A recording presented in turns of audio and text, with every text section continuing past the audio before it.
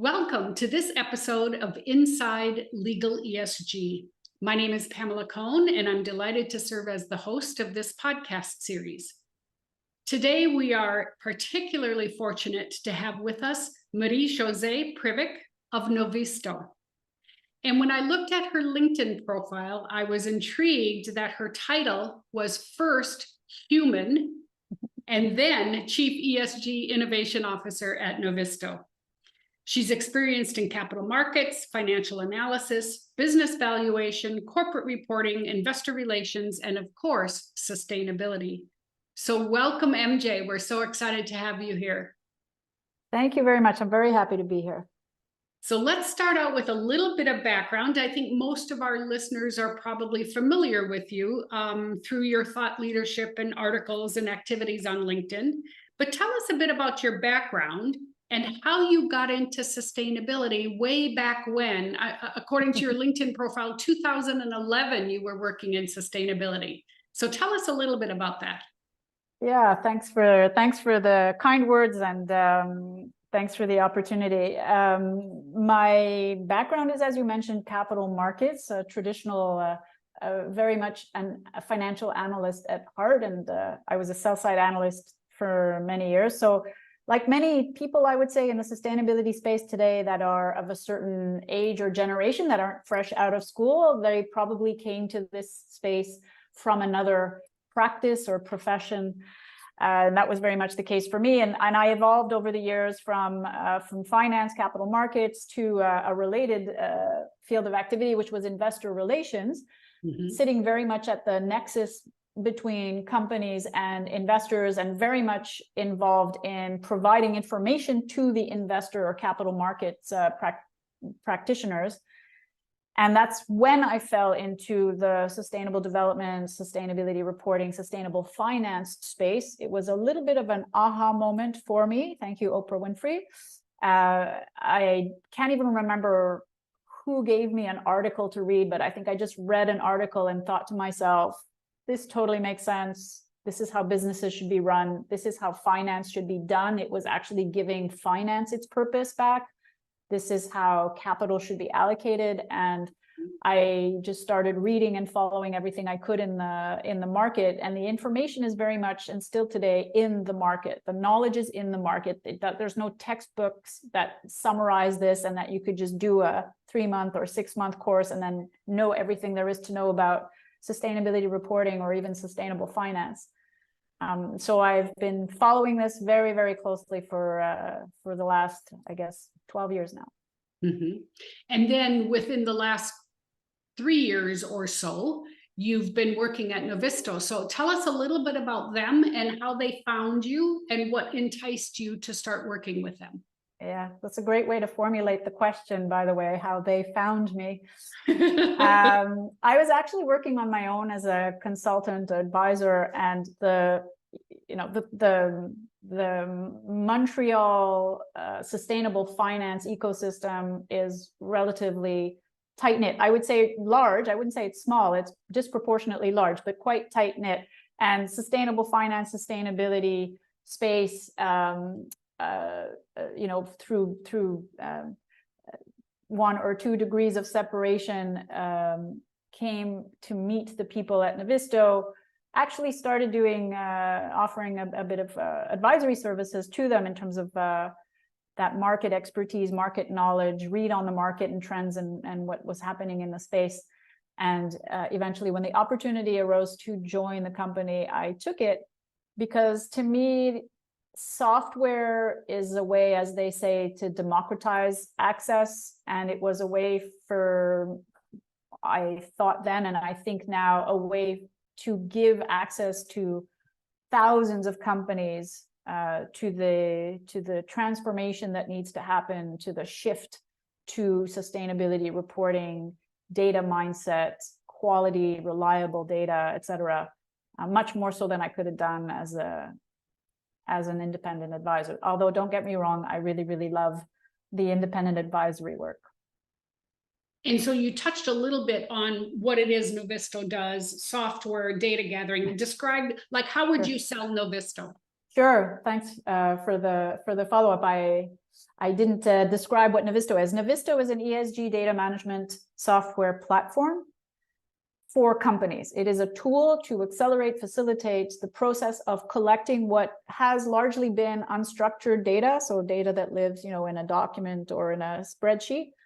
Not standardizing it, but automating it, digitizing it, bringing it into a database, a system of record. Also, it offers the possibility of collecting data that already lives in other databases, because some of that data already is digitized and structured, but centralizing it all together in order to produce, you know, quality, reliable data that will be audit ready when those disclosures need to be audited, and that companies can then use to produce their reporting, answer third-party questionnaires, and ultimately also interrogate and use as a tool for managing those ESG programs, ESG issues, and sustainability sustainability programs to ultimately, you know, improve their performance, achieve better outcomes.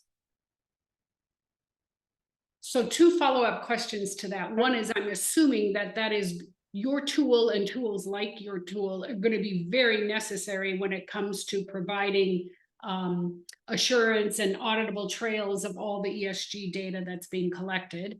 And secondly, do you have a specific niche, like what industry, what size company is best suited for your services and tools? Yeah, great question. I'll start with the second one. We actually don't have an area of specialization at this time, other than the fact that we're a tool for corporates, not a tool for other types of organizations or for investors and sustainable finance. But we are industry agnostic. We are public-private agnostic. We are size agnostic, in the sense that any company of any size potentially has or will eventually have a need for an ESG data management software platform, and the need for collecting that data and having, you know, quality audit ready data, and then what it's going to be used for is actually relatively standardized or similar across industry, across company size, and increasingly will also be across companies, whether they are publicly listed or private. We're seeing it in Europe happening now. We could talk about that a little bit later on maybe, but the concept of sustainability is good for business. Sustainability is part of identifying impacts, risks, opportunities, things that companies need to manage because their decision-making stakeholders want to know what they're doing about it. That applies to any kind of company, not just publicly listed companies. So that's been our approach to the market. Arguably, the ones that have the most pressing needs today are the publicly listed ones, the larger ones, because they're the ones facing the greatest pressure from investors. And with respect to your first question, which is whether we are a necessary tool for companies in preparing audit-ready data, the short answer is yes. I firmly believe that companies are going to need an appropriate technology-based tool to help produce audit-ready data, quality data, have the traceability, the audit trail, but also validation rules, control, security measures in place that are all part of the broader internal control mechanisms that are part of an audit readiness assessment, and ultimately the ability to achieve external assurance. And that leads me right into my next question. What do you see as the biggest trend hitting the sustainability reporting space right now? Yeah, another great question. Our view of the market, my view of the market, and what's happening in the space right now is essentially that there is a significant transformation occurring, one that is driven by regulations. Regulations are telling companies you must disclose, but they're also telling companies you must disclose using a specific set of standard. Your disclosures must be externally assured, and your reports must be digitized and XBRL tagged. So the regulations make disclosures widely available. The standards are making them comparable. The external assurance are making them reliable. And the digitization and the XBRL tagging are making them readily accessible and discoverable and readable, not just by humans, but also by machines. Huge shift in what's happening. Yes, indeed. what are your predictions when it comes to the regs? I mean, in your country, Canada, in the soon to be released SEC rules here in the US, and then also in the EU and the UK. Yeah. Well, we're all taking a page from Europe, and everybody is really closely watching what's happening in Europe. And they are, yet again, as they have been for a while now, leading the way. And we're looking at the implementation of the Corporate Sustainability Reporting Directive, which is actually one of a whole slew of regulatory or legislative initiatives. This one is for corporates, but there's also the Sustainable Finance Disclosure Regulation, which is for investors. There's the EU Taxonomy, which happens to be for both. There's the Corporate Sustainability Due Diligence Directive, which again is for companies, not so much about reporting, but about things they actually have to do with respect to human rights and climate change action, if you will, across their value chains. So there's a slew of regulations that are coming out of the European Union, and the CSRD is doing exactly what we just described in terms of the transformation in the market. The CSRD is the regulation. It is telling companies you have to disclose using the European standards. Your disclosures have to be audited, and they have to be digitized, and it has to be in one document with your financial statements for the same reporting year, released at the same time. And the number of companies that are in scope is expanding dramatically from approximately 11,000 that are currently subject to the NFRD, which is the previously existing regulation, to an estimated 50,000 plus companies, large, small, public, and private. And in addition to those companies that are currently regulated or soon will reach the thresholds to be regulated, I think there's a whole nother pack of companies out there that don't meet the regulatory thresholds, but they're a vendor or a supplier to those who do. And that's driving reporting and ESG compliance as well. Absolutely, because one of the things that is very explicit in the European standards and in the IFRS standards as well, which we'll probably touch on a little bit later, is the concept of value chain. So companies needing to identify their material issues, impacts, risks, opportunities across their value chain. So not just their core business, but upstream suppliers, downstream customers. So yeah, you're right that there are actually going to be many, many more companies that are going to be affected, even though they're not actually meeting the size threshold. But also the size threshold is not that large. So for the smaller companies, I can't remember what it is. I can look for it if you want and find it. The threshold for most companies that are going to be in scope of the CSRD is really 2 out of the 3 following factors, and it's 250 employees, 40 million euros in revenues, 20 million euros in assets. That's not a very large size threshold. Right. To your earlier question, also elsewhere in the world, what are we seeing in terms of regulations? About 3 weeks ago, the UK government announced that it would be launching or developing its own corporate sustainability reporting standards that would be largely adopting the IFRS sustainability disclosure standards. And we can expect that to happen in the next few years. And what's interesting there is it's both the government and the Financial Conduct Authority. So it's both the regulator of the capital markets, or so presumably publicly listed companies, but also from a government perspective, it can be any corporate entity. So the scope might actually be quite large, and I would suspect that they're going to be aligning themselves with what's happening in Europe, even though a big differentiator between the UK and the EU is obviously in terms of the standards that they're adopting, the UK going with the IFRS. In terms of Canada, my country, the Canadian Securities Regulators has indicated that it is looking forward to the Canadian Sustainability Standards Board, which is the body that was created to adopt and adapt, if necessary, the IFRS Sustainability Disclosure Standards. They're very much looking forward to receiving those standards in order to look into incorporating them into their disclosure regulations. This is completely aligned with the recommendations or directives that IOSCO is giving securities regulators. And so IOSCO is the International Organization of Securities Organizations. It is the federating body, if you will, of the securities regulators in 135 jurisdictions around the world. They cover 95% of capital markets around the world. IOSCO has officially endorsed the IFRS sustainability disclosure standards and is officially recommending its members embrace them and adopt them and incorporate them in their disclosure regulatory regimes. So what's happening in Canada is a reflection of that, and I think we can expect to see that in many other jurisdictions around the world. With respect to the SEC, obviously they are arguably the largest securities commission in the world. The US capital markets represent a big chunk of global capital markets. The SEC has taken a slightly different approach, and in that they have, I would say, taken a topic-based approach, right? We're waiting for the final climate disclosure standards to come out, waiting with bated breath. They're a bit behind schedule, but I think by and large, we're still expecting to come out in the fall.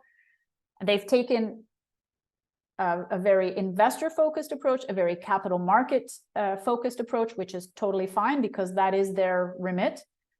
And they have aligned with the TCFD recommendations. And also what's interesting to note is that because it's from the SEC, it's a regulation, and they are also calling for the disclosures to be externally audited and for them to be digitized and XBRL tagged. So in very many ways, they are aligning and resembling what we're seeing in the EU and possibly elsewhere.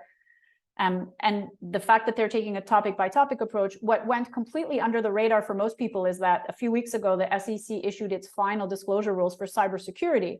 Cybersecurity is an ESG-related issue. Right. Nobody complained about that one. And they're basically telling companies, if you have a major cybersecurity breach, you have to disclose it within 4 days. And you have to disclose your governance on your cybersecurity risk and what you're doing to manage the issue and how it's potentially financially material to you. And your disclosures have to be XBRL tagged. They didn't go the external assurance route for these particular disclosures, but still. And there's also expectations for the SEC to revise their human capital management disclosure rules. And so I think maybe if they take this topic by topic approach, but always with the same process, if you will, or the same parameters of, TCFD aligned context and information, specific quantitative measures, external assurance if possible, XBRL tagged. We're starting to see a lot of similarities and convergence with other jurisdictions around the world. And it's funny you should comment that the cybersecurity regs were issued without a lot of, shall I say, pushback. I suspect when the climate regs get issued, we are going to get pushback in large part because of the political environment here in the US. I would love for you to comment on the politics around ESG. I don't think they're as severe in Canada as they seem to be here in the US or in other parts of the world. But how do you navigate that? To be honest, I think many of us outside the US are scratching our heads a little bit. Well, those of us inside the US are too, but which is good to know. Good to know and reassuring. I don't see it happening anywhere else than in the US. It has become an exceedingly partisan political issue with no good reason, honestly, because we all must live with the same climate and the consequences of climate change or biodiversity loss or income inequality or any other system level issues, because the US is part of the system like everyone else. And we will succeed in addressing these together or not at all. It's not going to be a geographically defined success or failure.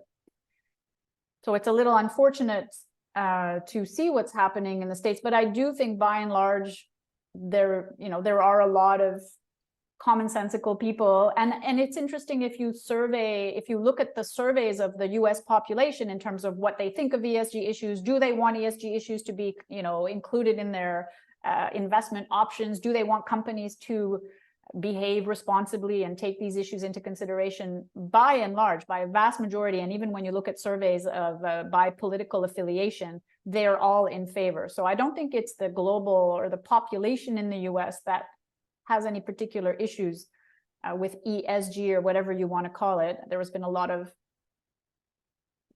controversy, if you want to call it that, around the terminology. And I think the whole debate and discussion around the choice of words is a way to avoid the real conversation on the actual issues.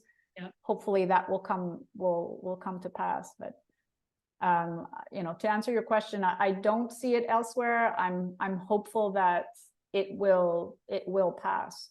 Yeah, and that companies are taking action, state governments are taking action, even the federal government in its current form is taking action, and that combination is going to start generating some results. Yeah, I think the momentum is moving in the right direction. It's just that there's a lot of headwinds with the politics around it. What do you see, or what are your clients seeing as the biggest challenge at the moment with respect to ESG? I am happy to answer that question. I will specify that I'm going to take it more from the perspective of sustainability reporting, because that really is where we live and how we engage with our customers. And while there are challenges, or certainly a lot of things to consider in implementing sustainability, a sustainability strategy, incorporating it to the business model, governance, strategy management, risk management, all the way down to reporting. Reporting is actually at the tail end of that process or that cycle.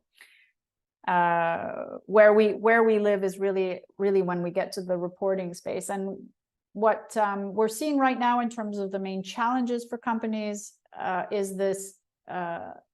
The advent of the new standards. So we talked about the European standards and the CSRD a little while ago. There's also the IFRS sustainability disclosure standards, which were finalized end of June as well.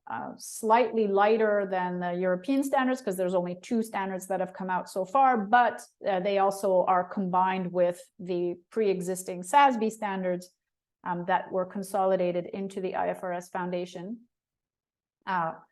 And so companies are now needing to grapple with adopting likely one or the other. I think that's going to be a big step change in both cases, especially the case in Europe. The European standards are big. The requirements, the expectations of companies are big. So I think that's a challenge for the lesser mature companies. So the comments I just made there with respect to looking into adopting the European or the IFRS standards really applies first to the larger, perhaps more mature in their reporting companies, because they've been at it longer and they're the first ones up.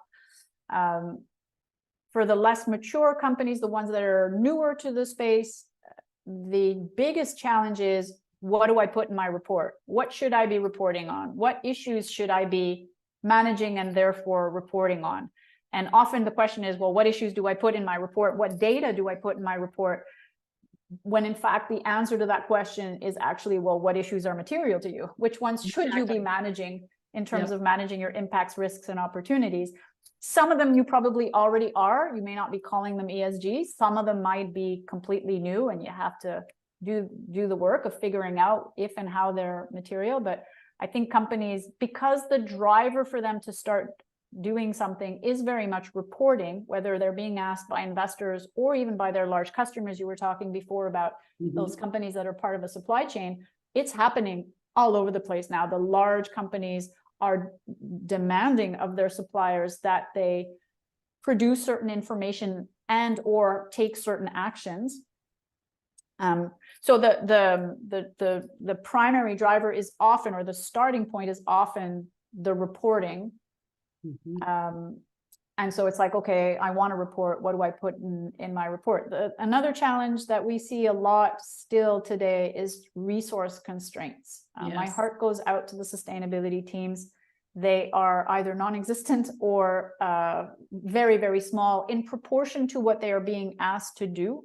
Yes. Chronically understaffed, chronically having to do more, perform better. And they're doing their best. They really are. And they do an outstanding job for the resources they have. And yet, despite the fact that the market is demanding more and more and more and more compliance and regulatory driven, it seems as though the resources are not following suit, at least not fast enough. And to me, I attribute that to just a lack of knowledge and awareness of the very highest levels of the organization that are going to figure out, okay, we need to do this and we need to do this properly. And this requires resources. Yes. I completely agree. And that completely aligns with the work I'm doing with my clients. Woefully understaffed. Usually it just lands on somebody's desk and they say, here, can you handle this? Yes. In addition on top of everything else. Yeah, yes. In addition to their full-time job. And it can't be handled on the side of somebody's desk. Yeah, and the corollary to that is when they do realize that they need to do more, have more resources, they turn to technology, and technology can be a very valuable tool to help be more efficient, do things faster, do things better, do more things, but it will not replace human involvement. And in my mind, there is no technology that will tell you what your material issues are, or even what data you should be collecting. That work needs to be done by humans in the company, preferably with the highest levels of the organization. And so I think part of the challenge is this expectation that technology is going to solve all their problems and do it for them, but that's really not the reality. Yeah, I completely agree. So given all of what we've just talked about, the politics and the challenges, what gives you hope? Yeah, I reflect on that, and I think about that a lot, actually. And I read, people's reactions in the, whether LinkedIn or elsewhere, that whole conversation of, hope versus despair and which one should you have. And I came across something recently that basically the message was, hope isn't necessarily useful, because when you hope, you kind of become oblivious and it's like, oh yeah, it'll all get taken care of. I don't need to do anything. Despair is not hope is not useful either, because if you despair, then you're just completely frozen into inaction, and then we're sure we're not going to solve anything. Mm-hmm. So the suggestion was to cultivate realistic positivity and a radical acceptance of uncertainty. And I think that's a good description of the state of mind that we must keep ourselves in. I often say the only option that is not on the table is doing nothing, because whether or not whatever level we succeed at, it'll be more than if we did nothing. Like doing nothing for sure, guarantees us very dire outcomes and consequences for everybody. And I realize I'm sitting from a place of privilege in a place in the world that is less likely to suffer than others. So I'm extremely privileged. This realistic positivity, I think, is a good way to express a state of mind. And I would say what does give me hope is I see more and more people becoming aware and talking about it, having the courage to speak their mind and to say, this isn't right, something is wrong, we need to do things differently. And hopefully the idea is that we will reach a point of critical mass where that enables whatever new system, whatever new mechanisms, rewriting the rules of the game will enable that to happen. I really like that you said the only option that's not on the table is the option of doing nothing, because whenever and this goes to our conversation about resources, yes, there is a cost to making these changes, but it pales in comparison to the cost of doing nothing. And, you know, the cost of doing nothing is not an option, or doing nothing is not an option. So if we have a podcast again 1 year from now, what will we talk about? What will have changed? I suspect a lot, just given the pace of change in this area that hasn't slowed in the last 12 years. It just seems to keep getting faster and faster. So I suspect we will be able to look back and say, oh, well, this happened and this happened and this happened. Probably in a year from now, talking a lot about implementing the European standards, because companies are going to be neck deep in that one. Also, the jurisdictions that are going to be adopting the IFRS sustainability disclosure standards, there are quite a few jurisdictions that have announced their intentions to. And I think more will follow suit, and you're going to start to see the concrete realization of that. I think the next issue that everybody is going to be talking about after climate change is biodiversity. And it is even broader and more complex and more all-encompassing than climate change ever was. And the Task Force on Nature-related Financial Disclosures will have come out in the fall. And I think that it's going to take companies, again, to a completely different level. And it's going to drive the conversation increasingly towards dependencies and impacts on the ecosystem that companies operate in. So this growing awareness and realization of this interdependency with the ecosystem that companies operate in, and having to look at what those impacts are and to address them, manage them, et cetera, which is something a lot of companies are not doing today. A lot of people talk about impact, but very few people are actually doing impact or managing their impacts. Right. And I think more regulations, and also more verification and investigations of infractions to those regulations. So whether they're, you know, SEC regulatory or securities regulator driven, or whether they are ombuds or NGOs that are keeping watch, I think we're going to see an increasing number of legal action, whether it's on climate, human rights, or biodiversity. And legal action is effective. It drives change. The fear of legal action sometimes is enough to drive change. And that's an encouraging, powerful tool that we will have, that is only possible when regulations are implemented. So that's one of the reasons why regulations are so important. They drive change at scale because they are very effective drivers of behavior change. And I think from a data perspective, we'll be talking a lot about audit readiness, internal controls, data quality, data management, data governance. All of these concepts, by the way, are not new. They exist. They are very well entrenched for all financial data and disclosures. So they're not new to the organizations, they're new to the space of sustainability and ESG. And it's about bringing that knowledge into the sustainability space, but at the same time, bringing the sustainability knowledge and the ESG knowledge to all of those other areas of the business: finance, accounting, internal audit, compliance, legal, that know nothing about ESG. Yes, it touches everything at a company. It's not a single person's job by any means. Absolutely. So I do hope that we chat again a year from now, and we'll look back at your predictions. I hope you're right. I think we will be much further along the journey than we are now, in almost more than 12 months could explain, because things are moving so rapidly. Thank you. I would love to do that. Yes, wouldn't that be great? Okay, so we're on for a year from now. Thank you so much for the insights today, and we'll talk again in 1 year. Thank you so much. It was a pleasure to join you today. Thank you.